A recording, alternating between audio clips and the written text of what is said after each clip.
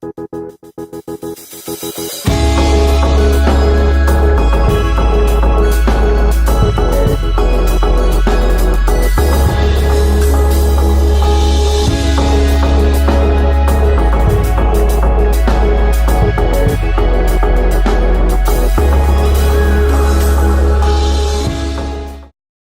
to the second episode of Reading Between the Headlines. I'm your host, Asaf Nissim.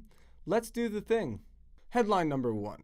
What the F? Fans question whether Fabinho snotted in direction of Eden Hazard after Liverpool midfielder hauled him down with a hefty challenge. Firstly, you know they mean business when they use the F word in the headline. So, people on the internets are losing it over an apparent drive-by snotting by Fabinho in Liverpool's 2-0 win over Chelsea. I mean, it looks pretty bad.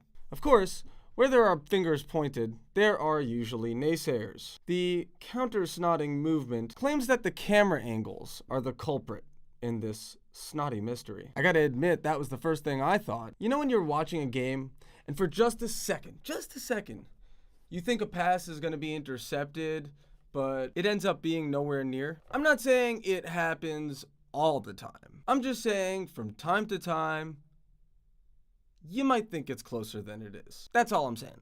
Now I know I'm a Chelsea fan, and some people will say that I'm biased, and I probably am, but in light of that, I submit to you the Michael Oliver snot step theory. Let's pull up the video. Here he is. You're going to see him take one step, and that's going to put him level with Conte. And now this second step, you'll see him about level with the alleged victim, Eden Hazard. The third step, he's going to be about halfway between Hazard and Fabinho. Boom. Halfway through. Step number 4, and it looks like he's reached level with Fabinho. And he might even be a little bit further. His toe might be a little bit beyond. Step 5, you can clearly see that the lateral step has taken him entirely beyond the alleged snotter, Fabinho. He is way beyond Fabinho right now. That's only 2 steps from having been level with Eden Hazard. The first step took us halfway. The second step took us basically beyond Fabinho, and the other one was a lateral step, so you can argue that it was maybe a little bit more, maybe 2.5 steps, but it's really just 2 steps. Now, Fabinho is going to take a step to his right. And note that Fabinho's legs are longer than Michael Oliver's. It's a small point, but to anybody that would argue that, maybe they take different length steps, if anything, Fabinho's taken longer steps here. Fabinho takes a step to the right, leans over, and unleashes projectile booger storm in the direction of the Blues number 10. Here you go. Bam! Bam! Bam! And it looks like he was looking at him too. Bam! Now I'm not saying he nailed Hazard point blank, that he scored a direct hit or anything. I mean, he could have, but I'm not saying it. I'm saying that he definitely takes a quick look at where he's aiming, spots the target, yada yada yada. Possibly a few little snot droplets arrive gently on the surface of Eden Hazard's skin. And there you have it, the Michael Oliver snot step theory. It's not rooted in science, but it may as well be. Headline number 2. Furious Kevin De Bruyne screams at Sergio Aguero after Manchester City teammate misses golden opportunity against Crystal Palace. I feel like I may be doing this every week, but really? This is news?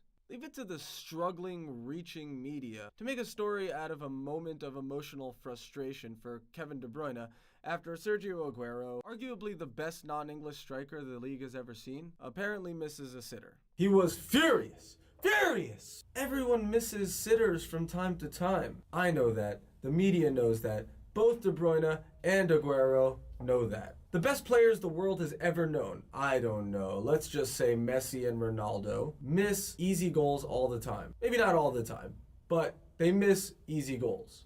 They miss important goals. They miss important penalties. Why is this a story? Headline number 3. I thought Sterling would be a bit of a dickhead.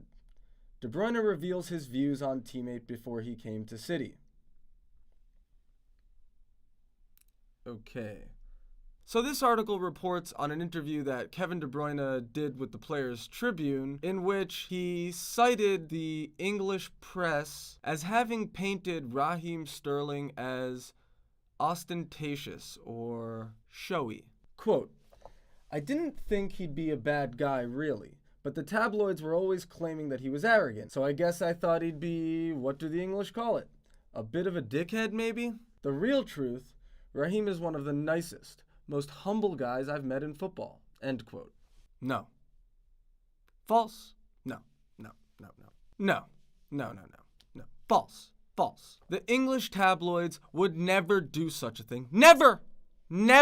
How dare you level such accusations, Kevin? How dare you? You think it's easy being a sports journalist without making players look like complete schmucks all the time? Apparently there's zero shame in reporting on a player interviewing with the Players' Tribune, claiming the media hyperbolizes everything, while having hyperbolized that very player about a headline and a half ago.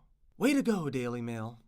Headline number 4. So we've got a couple headlines from ESPN FC for this one. The first, United attackers can scare Barca at Camp Nou. Second, we're lucky it wasn't Barcelona. This is in reference to the game they had against West Ham, which was absolutely abysmal. I've been saying this for a while now. Credit to Ole for a really great record during his short tenure at United. We all know that sometimes a charismatic new manager can get struggling teams, especially underachieving ones with huge talent, through a series of games with a seeming turnaround of form. Here, we've all been watching United with a series of less than convincing performances and some really convincing results. De Gea is one of the absolute best, maybe the best. Rashford is exceptional, and I'm really excited to see what he can do for his club. Well, maybe more England, but I do believe that it's going to be difficult for any team to stay really compact when you've got an explosive Rashford, if he even plays, just chilling on the defensive line, waiting for a whiff. The United manager closed the press conference with this, quote, "I feel good about the players for Tuesday against Barcelona because we cannot get a lot worse than what we were today." I mean, you gotta love Ole. His brutally honest, jovial, positive attitude towards, let's call a spade, a pretty pathetic performance against West Ham United is kind of inspiring. And at the end of the day, this is football. Chelsea did it against Barcelona in 2012 in incredible siege-like fashion, and they went on to win the tournament. I guess let's just see what the Red Devils got in their bag of tricks, but it's going to have to be better than what we just saw. Headline number 5. Liverpool 2, Chelsea 0. Mohamed Salah scores sensational 25-yard stunner as Reds maintain title push with crucial victory over Blues. Look, it was a really good game that sort of went along as expected. Liverpool are just a step ahead of Chelsea at the moment. But anything's possible in football, and there definitely were some moments from the Blues. Off the post from Eden Hazard, and he definitely had a couple other decent chances to score, but end of the day, it was definitely Liverpool's game. And when they say Salah scored a stunner, they mean he scored a stunner! To elaborate, any football fan knows that that moment in the big game, when you get hit with 2 goals in 2 minutes and change, and it feels like you got punched in the gut.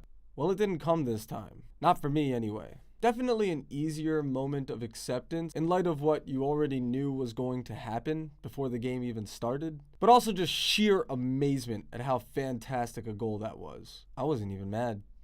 Headline number 6. Manchester United defender Phil Jones suffers nasty injury with blood pouring from his head after a clash with Declan Rice in victory over West Ham. According to the article, initially referee Graham Scott did not stop the game as Jones sat on the pitch. This one actually sounds a bit over the top, but it kind of wasn't. The collision happens with Rice. Phil Jones hits the ground, immediately grabs his head, gets up moments later as the referee doesn't stop play, and continues rubbing his bludgeoned head until basically the ball goes out of play. All BS aside, I'm sure you all know that this is not proper referee protocol. Commentators mention it all the time. To be fair, it's tough these days now that players know that referees have to stop the match when they perceive a serious injury. And head injuries are really the ones that they push us to stop for in the referee workshops and camps. This is not a joke. And it's unfortunate. This could be something players take advantage of, but that's just how it's got to be for the time being. This particular stoppage, for me as a former United States Soccer Federation referee, took far too long to initiate. Looks like it was just a cut, nothing serious, so we may be able to look past it, but hopefully going forward, referees aren't as cynical. Thanks for tuning in to the second episode of Reading Between the Headlines. Be sure to like, comment, and subscribe. Let me know which of the 5 goals featured at the beginning of the show was your favorite this week. And remember, if you're not reading between the headlines, you're just reading headlines.